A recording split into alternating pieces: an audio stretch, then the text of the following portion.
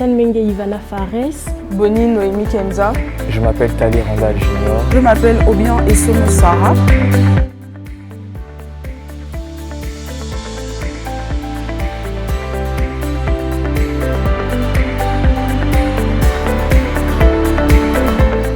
J'ai fait une terminale D. La médecine, bien sûr, s'offrait à moi comme possibilité. Et voilà, j'envisageais de plus en plus j'avançais, plus je me rendais compte que j'aimais vraiment les sciences, j'aimais vraiment le corps humain en lui-même. Et j'étais vraiment curieuse. Donc, la médecine était de plus en plus en tête de liste. Pourquoi est-ce que j'ai opté pour la médecine? Parce que, on va dire, j'ai été influencée par le milieu. J'ai mon père qui est médecin. Dans la famille de ma mère, il y a de nombreux médecins. Et aussi, j'ai toujours aimé aider, faire les soins. Mon papa, il est malade depuis plusieurs années. Et lorsque j'étais tout petit, je m'étais dit que plus tard, je choisirais une discipline qui aiderait ma famille, donc en l'occurrence qui aiderait mon papa.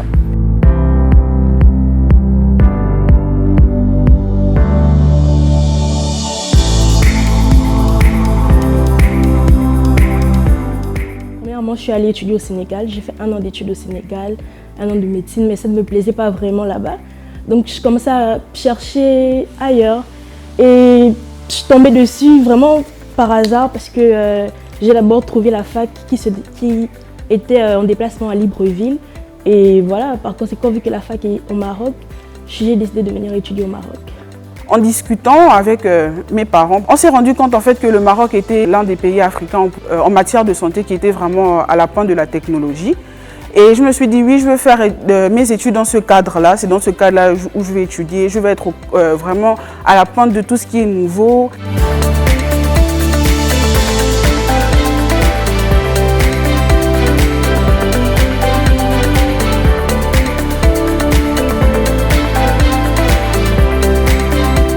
Alors pourquoi l'USS? Tout simplement parce que dans le salon étudiant qui avait été organisé, il y avait plusieurs facs qui étaient là, mais leur présentation m'avait marqué. En tout cas, c'était des personnes très classes, la projection était très bien réalisée.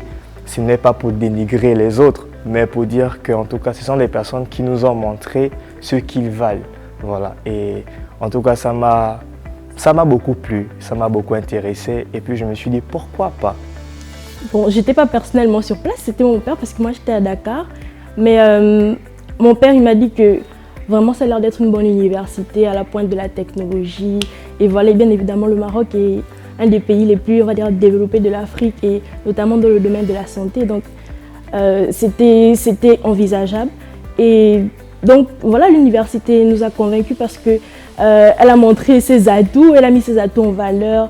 Voilà, c'était une université internationale, université de renommée ici au Maroc, à Rabat. Lorsque j'étais en terminale, il y a un salon de l'étudiant qui a été organisé et j'ai participé à ce salon et l'université Aboul Kassis m'a été proposée.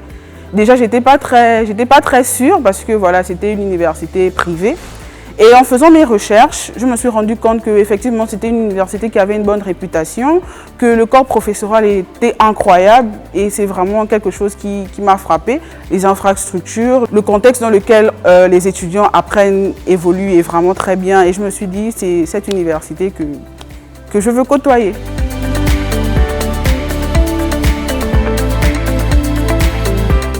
L'infrastructure est à la pointe de la mode, l'université est vraiment très belle. Ensuite, on a des séances de simulation à partir de la 3e année. Ça nous permet de nous entraîner hors milieu hospitalier. Hormis ça, on a des stages aussi.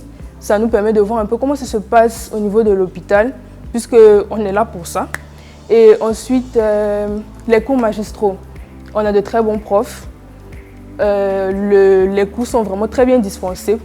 C'est vraiment une université qui met à notre disposition la pointe de la pointe en matière d'infrastructure, en matière de corps professoral. Je le disais déjà en avant, le corps professoral est incroyable. Et vraiment, pour la petite histoire, l'année dernière, j'avais cette habitude de toujours checker les noms de mes profs sur Google et de dire à mes parents, oui, voilà, mon prof, il est comme ci, il est comme ça. Parce que vraiment, pour moi, c'était quelque chose d'important de me dire, il y a ces personnes-là, ces sommités dans le monde de la médecine qui nous partagent leur savoir. Et franchement, c'est un atout pour ça, un atout et un avantage pour nous les étudiants. Il y a plusieurs avantages, hein. Déjà, il y a l'infrastructure qui est au top.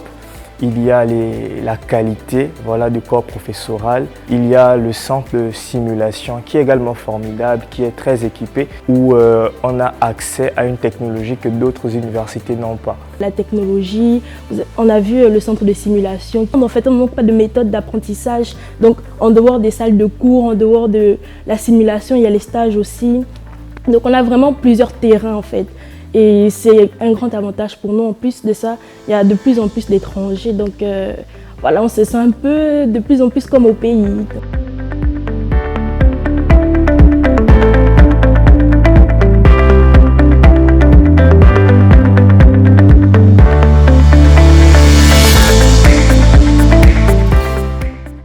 L'intégration, ça n'a pas été facile.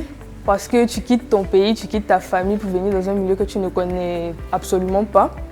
Ça n'a pas été facile, mais on a réussi à se faire des amis marocains qui nous ont aidés, qui nous ont montré un peu des circuits, qui nous ont guidés un peu pour tout ce qui est extrascolaire. Mais pour l'école, on est venu et on a trouvé des étudiants gabonais qui étaient là, qui nous ont montré un peu le chemin. À la fac, j'ai rencontré plusieurs personnes, aussi particulières les unes que les autres, mais en tout cas, je garde jusque-là de très bons souvenirs pour mon intégration. Quand je suis arrivée ici, quand je suis arrivée à l'université, j'ai eu vraiment la possibilité de rencontrer des personnes qui m'ont beaucoup aidée, qui m'ont montré vraiment comment ça se passe, que ça soit au niveau de la faculté ou au niveau du pays même.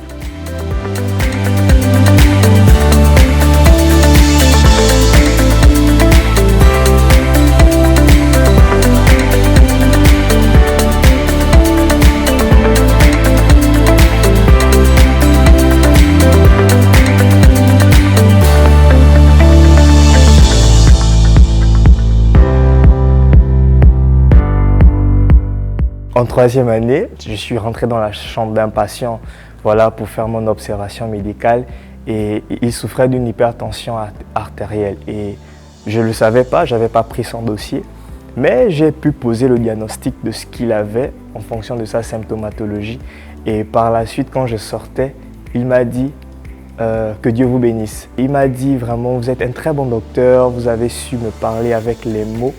Et ça m'avait beaucoup touché parce que je me suis dit, je ne suis qu'en troisième année, mais j'ai quand même pu donner de la joie à mon patient. Si je dirais quelque chose qui m'a marqué depuis que je suis ici, c'est une phrase que mon père m'avait dite un soir.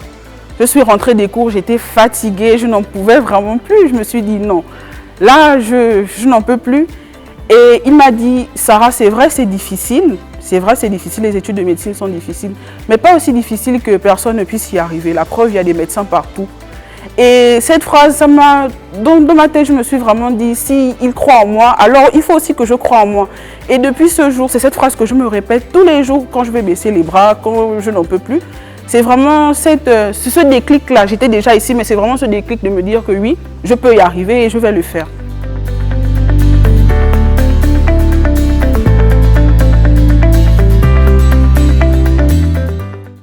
De savoir ce qu'il veut faire, de s'y prendre aussi, c'est qu'il va aller vivre dans un pays étranger, de travailler dur.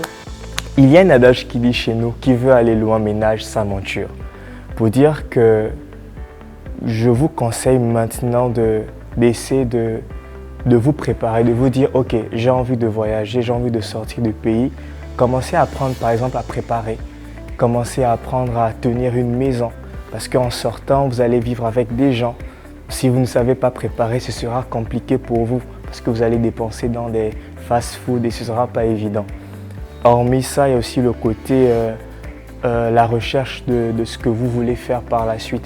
N'attendez pas à la fin Voilà, vous avez obtenu votre baccalauréat et là, vous commencez à stresser pour chercher une école.